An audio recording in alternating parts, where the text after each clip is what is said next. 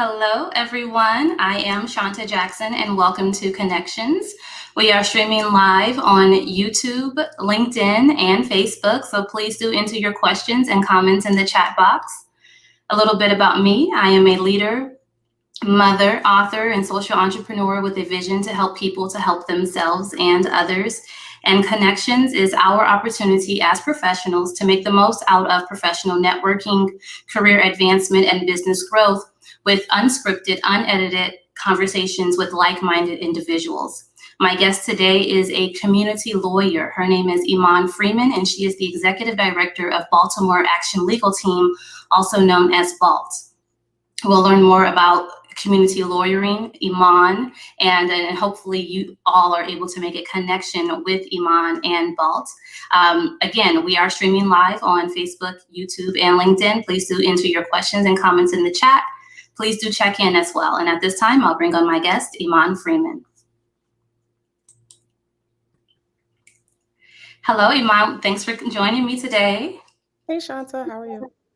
I'm doing very well. And just for a disclaimer for all the folks who are out there watching, Iman or BALT is a client of Cause Engagement Associates, CEA, and BALT and CEA. We have been working together, I believe, since 2019. It could have been a little sooner, but I want to say about 2019.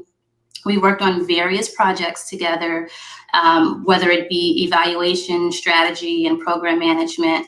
And we currently work on a project together as members of a program management team for the People's Commission to Decriminalize Maryland. And I'd like to tell folks a little bit about that. But before I do, I'd like for you to introduce yourself. Tell us who Iman Freeman is. And yeah, just tell us who you are. And then my follow-up question is about community lawyering. Hi, everyone. Again, Iman Freeman. I am a mother, a sister. I am a woman that was born and raised in Harlem, New York, spent some time in Atlanta, and now I'm in DC/Baltimore. I went to law school when I was 30 years old. It was something I always wanted to do, but I decided to do it when I was 30.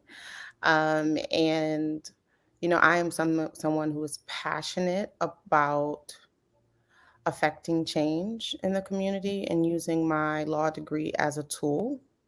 I don't necessarily think that it's the end all be all, right? Like, I don't believe that litigation will get us where we need to go, and will bring us justice. But I'm definitely committed to using my legal tools to help my community. So in addition to litigation, what else do you think that we need to get us to where we need to go? And when you say we and where we need to go, who are we and where is the final destination or the journey where we're on? Well, with BALT started in 2015 providing emergency legal response during the uprising, and that looked like helping bail people out of jail, because we had thousands of people who were arrested at the time. Looked like providing legal observing, and then it eventually transition to helping the community understand the officers' trials. I don't know if a lot of people remember, but there were 6 officers that were put on trial as a result of Freddie Gray's murder. And so there was just a lot of, and I think we saw it again with George Floyd. We've seen it with, the George Zimmerman trial. There's always been a lot of just questions, right? The community had questions. And I largely think with Black people, Black and brown people, marginalized people, generally the justice system is something that's done to them, right? It's not, you don't have a very favorable experience, right, when it comes to the justice system. And so I think what we are trying to do in BALT is one, we started, it was 5 lawyers, volunteer. We were all doing volunteer at the time on a volunteer basis. And we were committed to, one, explaining a lot of things that may not come natural to a lot of people. What's the difference between a civil settlement and criminal settlement, and why sometimes it seems like officers get off. Whereas at the same time, you'll have the state or the city paying out millions of dollars to the family. What does that mean? In the early beginnings, we had community education events on why don't we see, juries? Why don't juries look like the people that are on trial, right? We talked about that. We talked about what economic violence is. I think a lot of people now are realizing, especially with this electronic monitoring issue, and we'll talk about that later, but that often people are criminalized just because they're poor, right? Or just because they can't pay something, right? And so we're seeing that like that civil not being able to pay often leads to criminal charges. And a lot of times, there is a pipeline between something that started out as civil, say traffic, say, child support, which can end up to something being criminal, right? And so we are committed in BALT to, helping people figure that out, right? Providing education. And in addition, we have a lot of litigation now where we're trying to increase transparency around police misconduct because, just the way that maybe police contracts or, what in Maryland is the Law Enforcement Officers Bill of Rights, the way that's set up, there's just a lot of secrecy around, cops that either have misconduct issues on or off the job. And we feel it's a central tenet that we feel like people should know whether or not officers are being charged with assault, right? We feel like we should know. So we're doing a lot of stuff around that, of course, around bail reform, just a lot of things. And of course, like you said, the People's Commission, we're doing a lot of work with that. And that's a lot. And so first of all, thank you as an individual, and thank you to the rest of the team over at Baltimore Action Legal Team. And then also just any community partners, any funders that, whoever your supporters are, just thank you to everyone for your community service and for your, I guess, your civic service as well. So thank you for that. I wanted to ask you about community lawyering, but for me, I think you just explained it and you just gave really good examples of what community lawyers are. Is there anything else that you would want the audience to know about community lawyers? Community lawyering is one of it's a fairly, compared to other theories or models of lawyering, it's fairly new. And it speaks to allowing the community to lead you, right? Allowing the community or following the community's direction and acknowledging that the answer is not always a legal one, right? The answer is probably not always going to be one in a courtroom, right? That we believe that in order to achieve justice for Black people, for marginalized people, that there needs to be a shift in power. And often shifts in power are often precipitated by culture changes. And so we believe that, we as lawyers, we're always here to support. We're here to, give advice when necessary, but we understand that law or legal knowledge is just one tool in a set of toolboxes. Thank you for that. And before we move forward, I'd like to check in the chat box to see who's checking in. We have Hot 702 FM checking in. Greetings from Las Vegas. Everyone, whenever I'm home, Las Vegas is my hometown, and whenever I'm there, I'm broadcasting live in the podcast room at Hot 702 FM. Please do download their app. A lot of good music, hip hop, R&B, but then also a lot of urban talk radio as well. Really, really good content. And Hot 702.5 FM streams online as well, in addition to the app. And we have my mother checking in as always. Good morning, and she says great topic. And then also we have In Your Ear Radio. In Your Ear Radio is an internet talk show based out of Las Vegas as well. And then we have Christy McGee, and she's checking in from Monroe, Louisiana. So thank you all for checking in. And for those of you who are just tuning in, Iman is the executive director of BALT, Baltimore Action Legal Team, and she is a community lawyer. And let's talk a little bit about your programs. I know you have the legal Brain Trust, which is a cohort of attorneys that provide legal and policy support to a cohort of nonprofit organizations that are based in Baltimore or that are that serve the community in Baltimore. And then let's see, what else do you have? I know I want to get to the electronic monitoring program next. You have the Community Bail Fund. Mm-hmm. So we have, it kind of can be breaking. Okay, so our services can be broken up into 4 different categories. You've talked about the community lawyering or the brain trust, which we're looking to revamp that. The second is direct services. So that's the bail fund, and that's the electronic monitoring. So paying in Maryland, or I have to say in the city of Baltimore, because it's even different in the state of Maryland, but in the city of Baltimore, most individuals who a judge will release them on a home monitoring or the box or GPS monitoring, there's many different names for it. They have to pay for it themselves. And so we were covering the fees for individuals. So that's our direct services portion. And then we have litigation, in which a lot of our litigation is increasing transparency around police misconduct. So we're trying to get the files, of the most egregious police misconduct cases and letting the community know about that. And then the fourth is advocacy, which is a lot of the work that we've done with the People's Commission to decriminalize Maryland. Okay. And when you say that you're looking, so you want access to files that are, as of now, are confidential or non-accessible, and you share it with the community, how is BALT sharing it with the community, and what forms of communication?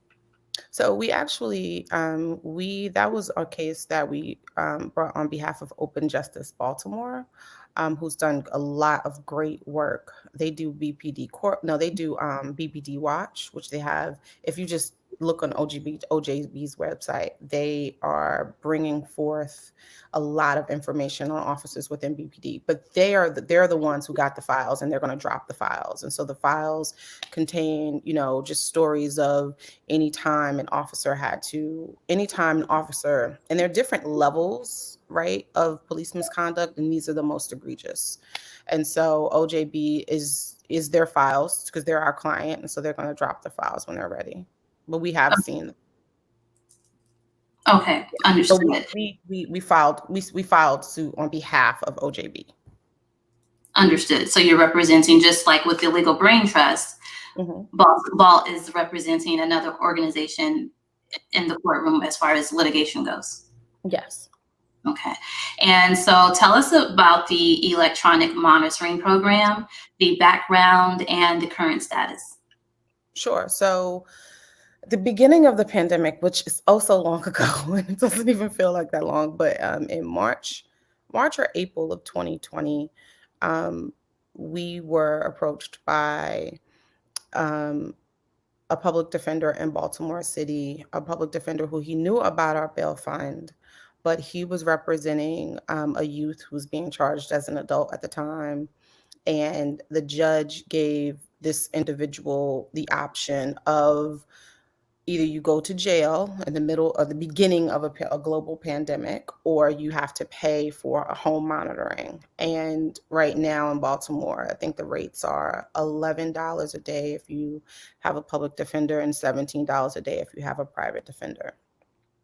And so that attorney reached out to us and said, hey, I know that you have this bail fund. I know you won't be able to get the money back, because more likely than not with bail, we get the money back. And so it's a revolving fund. If the person returns to court, we get the money back. But with electronic monitoring, we don't get the money back. And so, they said, we know that you don't get this money back, but I'm wondering if you all can help my client pay for this service. And so we thought about it. We thought long and hard, only because we don't agree with home monitoring as well. Surveillance is surveillance in our eyes. But this was before anyone could ever fathom that we'll still be in the middle of this pandemic, right? More than a year later. And so we decided to pay for this person's electronic monitoring costs. And we ended up going from one client to over 100 clients. And now we've expended close to $200,000 on electronic monitoring in Baltimore City. So This was, like I said, this was in March and April of 2020. We did a campaign starting in the fall when we hit $100,000 to let people know, like this is a real thing. And what we saw was more and more judges started to use electronic monitoring in Baltimore. And this is like, it was never used to the amount that it was used during the pandemic. What we also saw was the courts were closed, right? People's cases kept getting continued and rescheduled and continued and rescheduled. So that means that folks are having to pay for electronic monitoring longer than they ever had to before as well. And so we started to do a campaign, and I think one of the state legislatures had no idea that this was happening, and had no idea that in the middle of a pandemic, when courts are closed and people are being laid off, that folks have to pay $300 to $400 a month, right, for home monitoring. And so Stephanie Smith and the Maryland General Assembly, Delegate Smith, introduced a bill that said that the state would pay for people who are deemed indigent. The state will cover the costs. This bill eventually passed Maryland State Legislature and became law. So, as of July 1st, 2021, the state was supposed to begin making payments on behalf of folks who could not afford to pay for electronic monitoring. Well, as of September 22nd, 2021, at 1:17 p.m. Eastern Standard Time, the state has not made one payment. So we are now trying to figure out what the hell.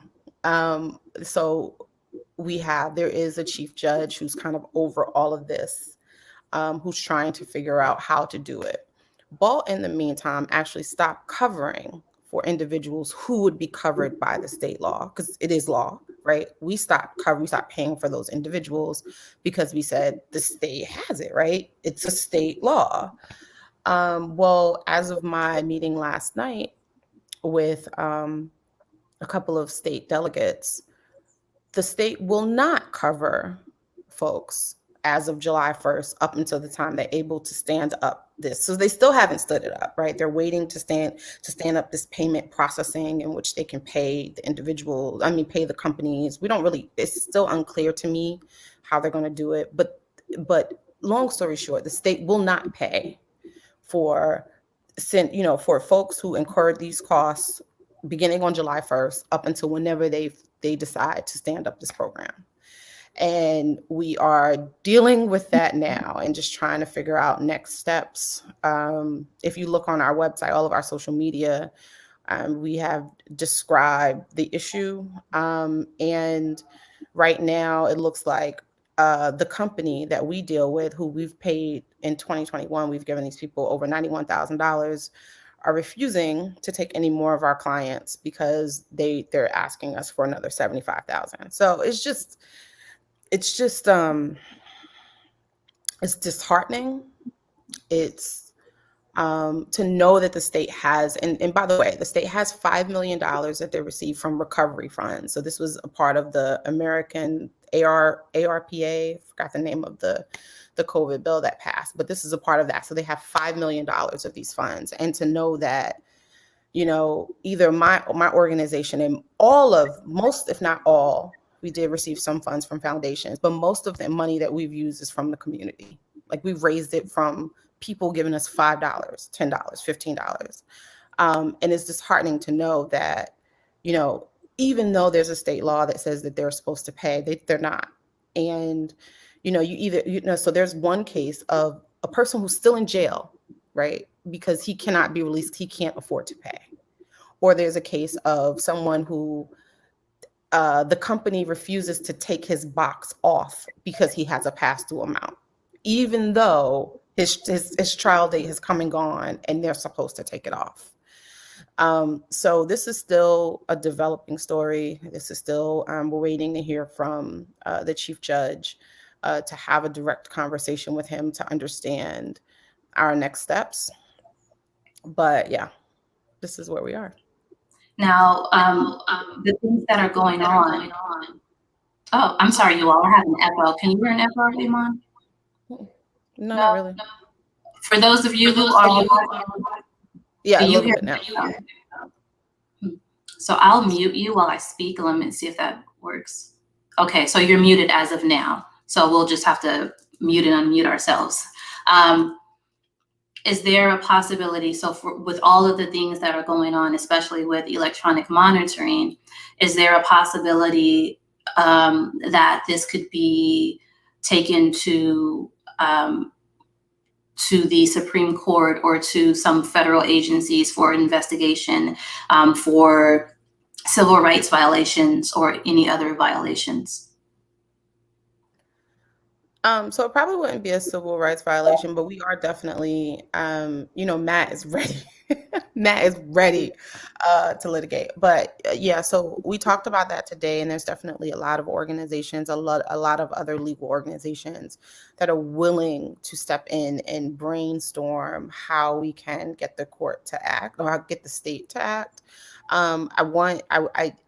I'm deferring that until I at least talk to Chief Judge just to get an understanding of why. I still haven't wrapped my head around it. I do think that, a lot of people, of course, like last night in our meeting last night, there was a lot of focus around, um, if someone's violated, let us know, and right as of now, no one has been violated. Like I said, we do have someone who's been held in jail and someone who did not remove the box. But I think that, we also need to keep one in mind of there are a lot of people who we aren't paying, right? And so you have a growing number of people who are paying themselves costs that the state should be paying. That's one. And for those who can't afford it, right, there is, just the perception of someone who owes a private company, you know, because the state did not do what they said they were going to do is an issue for me. And like I said, we talk about how there's this criminalization of poverty, and this is exactly what we're talking about. And so, this is new territory for us where, the state passed a law and literally saying that they will not do it. And don't get me wrong. I think we've seen time and time again that, you have bills that are, great ideas on paper and they're nightmares to implement, right? I understand that. I don't think that we've, is definitely seen, easy implementation and things going right from day one. But I think I want to continue to remind the state, that you need to be held accountable, right? There was a reason why most bills in Maryland take effect October 1. This one was actually they fast tracked it and it took effect July 1st because they saw the importance of covering these fees during a global pandemic. And that importance has not gone anywhere. It's still important. And so I just want to definitely make sure we just have that conversation with them to let them know the true human impact of this. Yeah. Thank Okay. you. And let's see, we have Lorinda McKelvey. She's watching from Chicago, Illinois. And she says, yes, thank you for your service and that you are providing to the community. And Lorinda also says, wow, the delay around standing up the program to assist with payment is not good, sad and frustrating, feels like the system is setting up people to fail. And then also we have another viewer. She says, so disgraceful to not stand by your word with other people's tax dollars at that. And speaking of other people's tax dollars, these tax dollars are, as you mentioned, are going to private companies. And so that's another, they say follow the money, right? And then I'm wondering if these private companies, are they private owned? Are they corporations? Who the investors are? Like, where does this cycle go? Oh, And Shawnta. yeah, and then I'm So pretty sure. I'm sorry. Go ahead. part of the issue, so there was like a whole issue with the fact that the state initially had issues with paying them because only a limited number of them were actually licensed in the state to provide the service. So out of the entire state, there are only 3 licensed providers. And Wow. luckily, luckily one of them is actually the provider that we've been working with. But yeah, and so no, there are many different private companies, but very few were licensed in the state. It is ridiculous. It's ridiculous. So now the state is having issues because, of course, the state can't pay companies that are not that aren't licensed in the state to do business. And so I think that this has uncovered a lot. And again, the essence, the true intent behind this bill, was to make, let's take these funds to help people pay, for home monitoring while we're in the middle of this pandemic. But a lot of it's uncovered a lot of things that I don't think anyone um, was prepared for. And again, like I said, I understand rough implementations, but I think that the state should definitely at least try, right, to cover these funds for folks, as of the effective date of this law. Okay. Thank you. And just really quick, I want to say hello to Tom Hooper. He says, keep smiling, great show. Thank you, Tom. And Tom is checking in from the Baltimore area. And so, Iman, we also work on a project together, the People's Commission to Decriminalize Maryland. And so far, everyone, she's explained, I think she's done a good job in explaining the concept of criminalizing people because of their socioeconomic status. Basically, I'm being punished, or the reason I'm even going through this drama and trauma with electronic monitoring is because of my income, right, or my lack of, or my income level. But then also, I'm probably in the city of Baltimore, especially, I'm probably even the charge is probably the initial contact with law enforcement probably was not something, I probably was not an actual threat to society. I probably was Black or brown or unhoused and, different things. So with that said, I'll step back and I would like for you to explain to the people who are watching about the People's Commission to Decriminalize Maryland.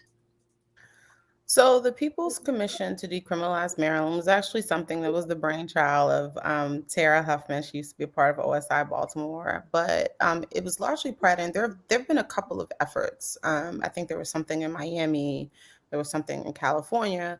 Well, it was basically, we have laws on the books that oftentimes are used just to criminalize people based on who they are, right? Or whether or not I'm criminalized failure to trespass. That's often used with a lot of either sex workers or with failure to obey as well. Sex workers, unhoused, people experiencing homelessness. When you think of poverty, right? Bail for one, bail, electronic monitoring, right? This would not be a crime, but for I can't afford to pay, or but for I'm homeless, or but for I am, so a certain part of my identity, right, makes this a crime. And so we started as an effort to review, right? So it started with 5 work groups: sex work, youth, drug policy, homelessness. Youth, oh, I'm sorry. So we started off with, so we have Sex drug work. policy, homelessness, poverty, sex work, and youth. Those were the original Yes, 5 groups. those were the original And 5. so And now, so now we are a bodily autonomy. So instead of sex work, we have bodily autonomy. But the initial intent, and I think that, with your support, with CEA's support, and just we had a great group. The initial intent was to do a review of Maryland state codes and laws that either could be removed altogether or penalties changed, right? And I think it's also important. So even after we did this report, and the report can be found on decrimmaryland.org, the initial interim report we did.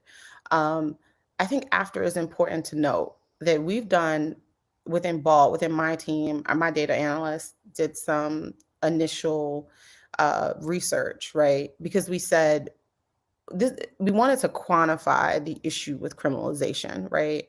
And we took failure to obey in Baltimore. And we said, how many people are charged with failure to obey and actually like spend time in jail, right? Not many. The majority of people in Baltimore City who are arrested and charged with failure to obey actually have their charges dismissed. And so that issue is you have a large amount of people who have lost days away from work, from their family. And if they've been arrested, and if they could not even bail out or, a pay for home monitoring, they spent time in jail, and then eventually the state dismisses their charges. And so that's what we mean by criminalization, right? Um, and so the purpose and goal behind the commission is to first increase transparency, right, around these issues and around the fact that people are criminalized based on who they are. Two is to create community. We brought together over 30 organizations that have similar missions and visions who all wanted to work. And with the People's Commission, we largely did a legislative solution. And so, we did a lot of work in Annapolis, testifying before the Maryland General Assembly on the harmful effects of criminalizing people. And so I think, it definitely, I think we had, a lot of success because we had a lot of people, right, that were supporting, the bills that we had in our report. So we're not done. I think only one of our bills were picked up. I think because the governor vetoed one. One or two were picked up, and one of them that were picked up is the electronic monitoring bill that they're not following now. Go figure. And so we are gearing up for next year's session, 2022 session. We're gearing up to learn from our past, to kind of learn what we did right, what we did wrong. We are working with each of the work groups, and Shawnta, you're right by my side, working with me with leading the effort in some cases, with the work groups to try to figure out, what's the best way to find stories that resonate with folks, because like I said, I think a lot of this also is a culture change. And also, we're doing a great job of listening sessions, right? So we can understand and we can make sure that those that are impacted by this are at the center of this, and they're centered, and that we hear their voice, right? So we can go forth and amplify those voices. I don't believe in voiceless. I know people always say you want to give voice to the voiceless. No one is voiceless. You have people that are ignored, and we're here to amplify those voices. You're muted. You're muted. And sometimes people say, bring folks to the table with lived experiences. But I know for us, it's not that we're bringing people to the table. We, as you mentioned in the intro with community lawyer, just the concept, this is a community-led initiative. And so we are allowing people with lived experiences and community to lead the People's Commission. And that's why it's called the People's Commission to Decriminalize Maryland. And if you'd like to learn more about the People's Commission, you can visit decrimmaryland.org. And Iman, we are close to our ending time for today's show.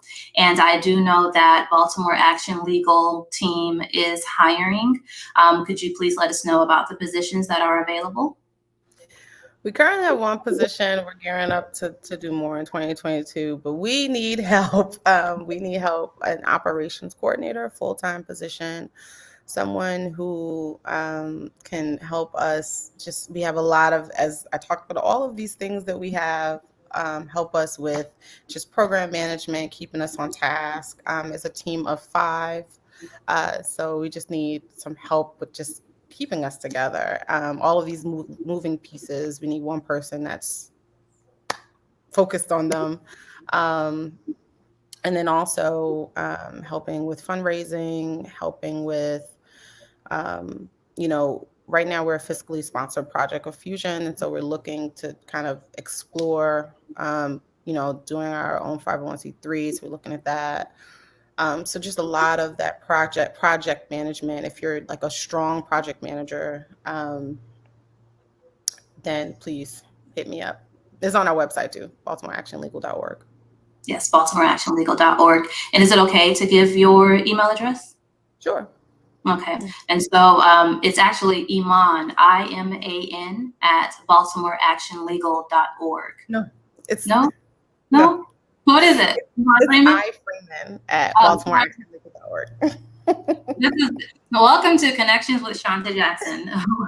Live, unedited, unscripted conversations. So actually, I'll type that in.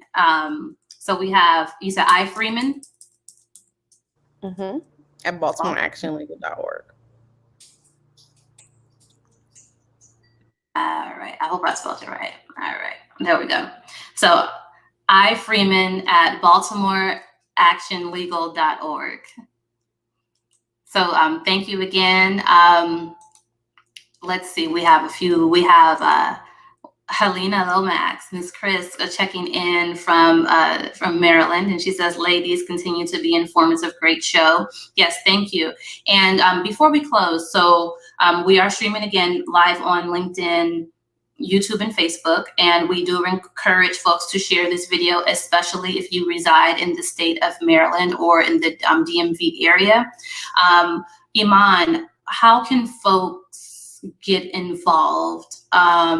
Even if it's not working directly with Baltimore Action Legal Team, even if it's not directly volunteering or participating in the People's Commission to Decriminalize Maryland, as it relates to policy and legal issues, what are some things, in your opinion, that folks in Maryland can do?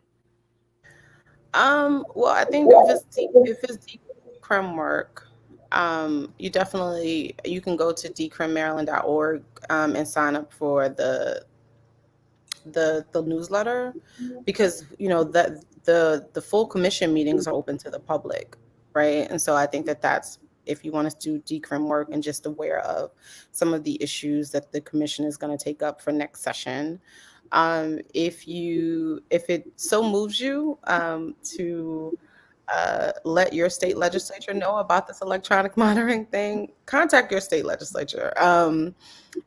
They are aware of it. Well, I met with 2 delegates last night, and that's one of the things I think that we're going to start using in BALT, is to have folks contact either Chief Judge Morrissey or their state legislature or state delegate, I'll say that, to ask them about the implementation of this bill. Because I think when a lot of things are done in the dark, they're able to do more, but we want them to know that we are aware and other folks are aware of this. And, you can definitely BALT. Sometimes we have needs for volunteers, especially if we have direct actions in Baltimore. So if you're in the Baltimore area, if you're not in the Baltimore area, I do have a lot of organizations that do this work around the state. I have a great organization in PG that does a lot of work, PG County or DC. So yeah, but there are different ways to get involved. Perfect. Thank you, everyone. Thank you, Iman, for joining us today. I like to say that our conversations are either inspiring and or informative. And for me, I think it was both. I think you brought our attention to a lot of issues that are happening, and the issues that, even though you're speaking Baltimore specific or Maryland specific, this is something that goes on across the United States, and it's happening in other places as well. So this is not unique to just Maryland or just to Baltimore. So I thank you for that. And, again, just continue to do the good work, and Cause Engagement Associates will support you in any way that we can. Everyone, if you're just tuning in, as a reminder, Baltimore Action Legal Team is currently hiring. They're looking for someone to support operations, so someone with a strong project management background, and also I would say someone who's not afraid to consult and delegate tasks and take the initiative. Definitely not someone who, if you have the personality to be micromanaged, this is not the position for you. No. Yeah. And so we have one final comment, and we have Vaughn Norwood, and she's checking in from Prentice, Mississippi, and she says, so inspiring. Everyone, I am Shawnta Jackson, and thank you for watching Connections. We'll see you on next Wednesday, same time, 10 a.m. Pacific, 1 p.m. Eastern, and my guest is Calvin Williams Jr., and he is the founder and CEO of Freeman Capital.